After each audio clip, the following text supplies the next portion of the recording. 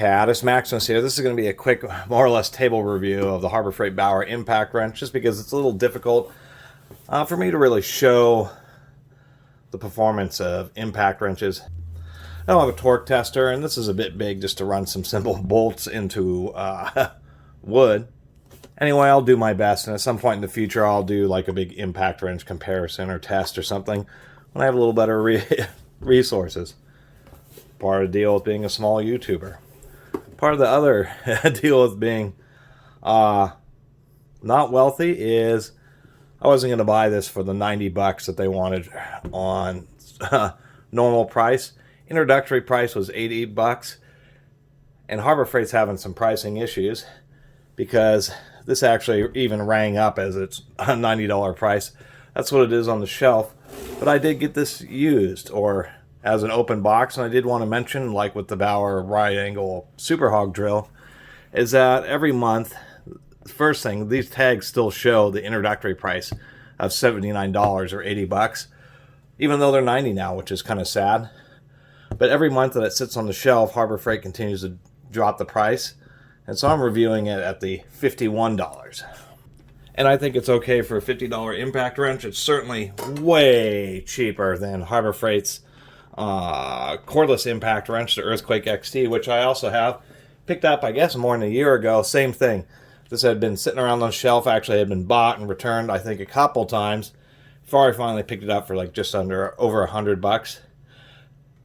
This is rated for 1,050 nut busting. This is rated for 1,200. Although, and I'll show on the website, Harbor Freight's admitting that the fastening or soft torque is only 300 foot-pounds. And on rocker switch, you can hear it's pretty aggressive. And that's what's surprising, is why something like this, which has a pretty stout 8.5 amp motor, is only putting out 300 foot-pounds of fastening torque. I mean, it actually is pretty aggressive. It's a much better impact wrench than those old orange-handled ones are. But compared to the cordless does not hit as quickly or as many impacts per minute, but it certainly does feel like it. Each hit is certainly a lot stronger. And something I don't understand is an 8.5 amp motor, 120 volts, is like a 1,000 watt motor, which is crazy. It doesn't make sense that this wrench, cordless, even though it's a 4-pole motor, it's not brushless, it just has 4 brushes, puts out more torque even though it's smaller and lighter weight. When this has a 1,000 amp motor, this should really belt it out, and it doesn't make any sense to me. That being said, it certainly once again is an upgrade. It, as you can see, the gearbox is round. It actually uses a planetary gear set, has a rubber overmold. So online, a lot of people like it because it is pretty powerful. Some people have had issues with when they're actually trying to use the bus things that have 1,000 foot-pounds of torque. Mainly because it really doesn't. It has around 300 foot-pounds of torque, which is like the Milwaukee. I will say that the hog ring on this is not particularly great. It's just not, I mean, it will kind of hold on the socket, but it's not particularly stiff. And let me show you something else. Here on the website, we can see its updated price of 90 bucks. We can see right here the 300 foot-pounds. And if we go down in the details, they also put maximum torque 300 foot-pounds. Or oddly enough, on the cordless one, there's a couple issues. One, their price has gone up, but it's really bad on Harbor Freight. $279 in that listing, but right here in the icon, it's $289, so we don't know what price it really is. And on this one, they don't give you a maximum torque value. So Harbor Freight's starting to really play some games. I mean, multiple different prices for the same product on the same page on their website. Issues like products having different prices when they're rung up versus what the real price, quote-unquote, is when they are doing the discounts. And I am going to do a teardown now. But it's really kind of frustrating. That's why I'm evaluating this. You know, just wait until you can find one that ends up getting returned, because a lot of people do return stuff to Harbor Freight.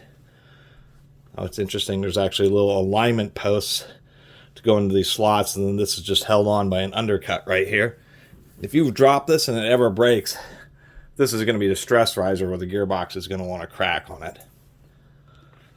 But definitely a lot of issues. So I suppose we got 3 areas.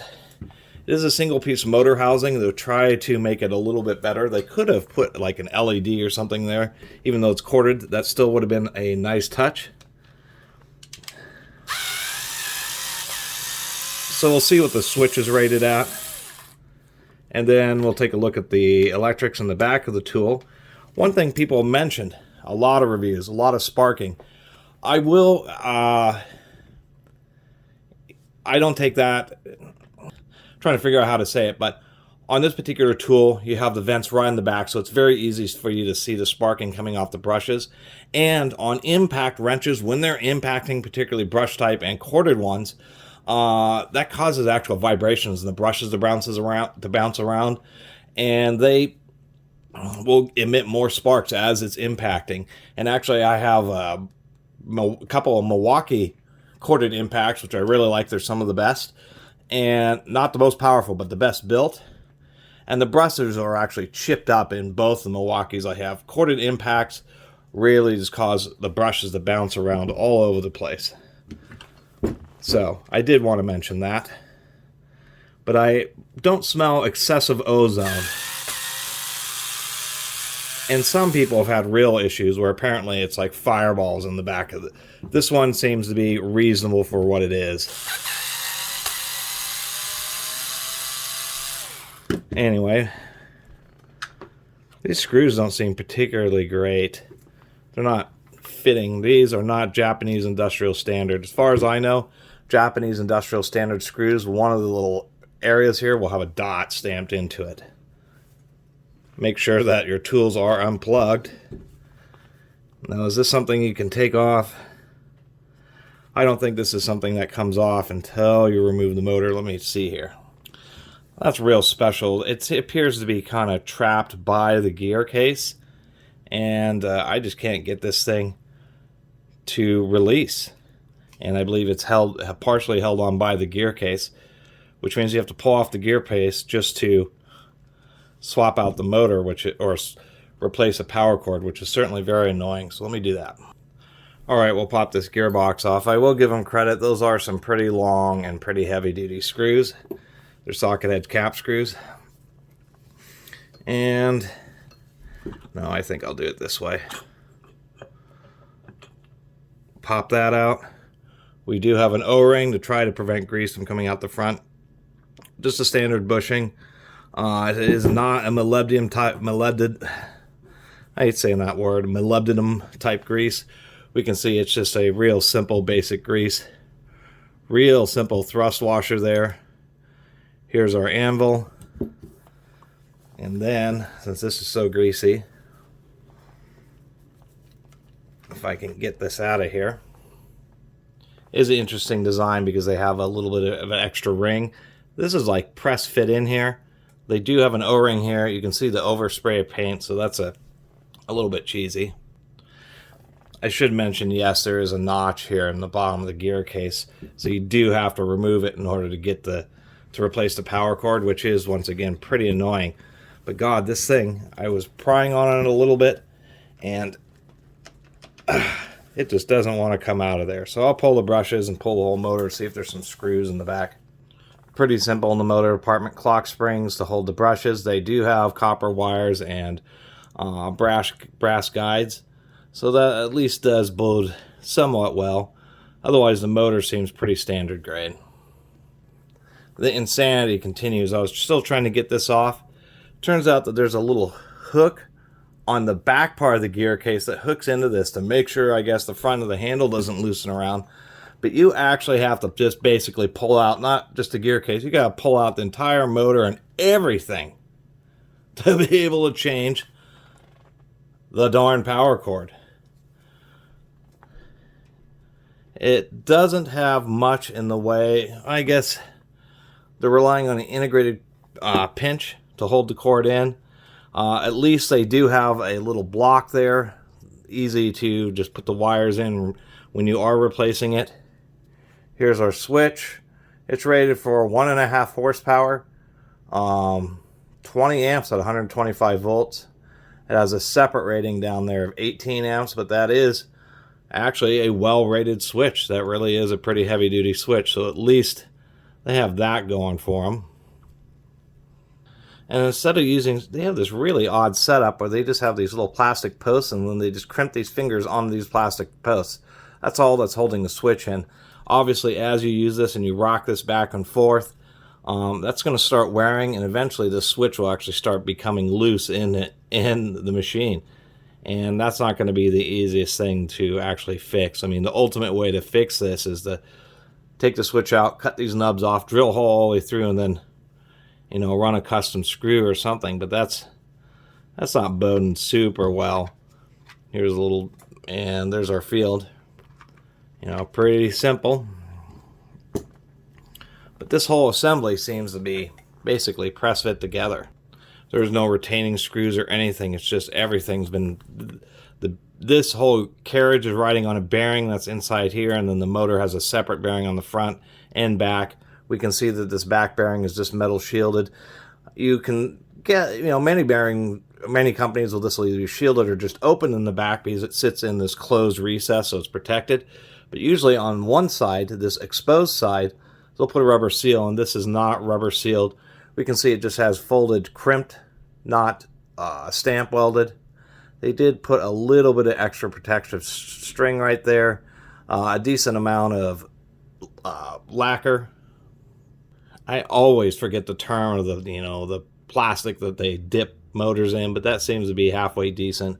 If we look at the motor, quite a bit of grinding. I guess its balance is okay, but not perfect. But it's just a bit annoying that this whole thing is a press fit assembly, and you really gotta kind of go at it in order to get it apart. I'll give it one more shot here. Okay, I finally got this toad out of there. Had to get in there, and there are these gaps above the gears, so I just got into a pry bar, one on this edge and one on this edge. That was balanced enough to actually pry it out. We do have a little shim washer. We can see that there's 3 gears and nothing else. At least it is 3 gears. I'm surprised that they have the fit so tight inside this gearbox. This is an aluminum housing, but we do have a steel ring gear press fit in there, so that's at least rubber sealed. There's the bearing that this whole carriage rides on. Then there's a separate bearing just for the motor. Anyway, let me get this back together. Pretty simple, pretty standard design for an electric impact wrench. At least they have 3 gears instead of the standard 2. I guess the only thing to really give them credit for is it's really, one of these days I'll remember that I need a bloody flashlight for every teardown video because it's so annoying.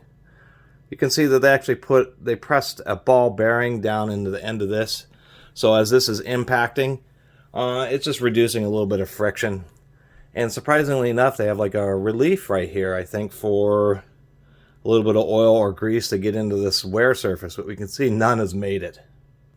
Nope, I spoke too soon. What was in there was actually a blob of grease that was just surprisingly spherical and actually looked like a ball bearing. There is no ball bearing in there, but there is a relief, which is a little bit odd because they should have put some more grease in there so that it actually got into the bearing. Alright, so to finish it up, that was the teardown. The way this switch is held in, I think they were just relying on the fact that you're pulling on it. But you're going to rock back and forth, and that will eventually get loose. And the way they just crimped a couple of fingers on some plastic posts, it's not going to be easy or simple just to fix. That's going to be an annoying part. Although it is surprising they use such an overrated one. The other super annoying thing about this is the way that this front of this handle is all captured by the gearbox. These screws, as you saw, were really long. They go really deep, which isn't actually a good aspect. It's going to keep the gearbox tight and prevent it from getting loose. But there's a lot of resistance. It's a hassle to pull out these 4 long screws. I guess you can impact them out if you have like a long Allen wrench extension. You don't want to use, these are only 4mm, you don't want to use like a ball end socket on a 3/8 because it'll be offset and the ball end will just blow out these little fasteners. So annoying there. That's really annoying that you have to just not only do you have to pull the front of the gearbox off, you have to pull everything out. You have to pull the whole motor and everything out. You got to open up the back to pull the springs off the brushes just to change the power cord. Super annoying. Besides that, I do like that it has triple gear planetary gearbox, which is much better for a corded impact. For the $80 that they introduced this for, I thought, you know, that's okay.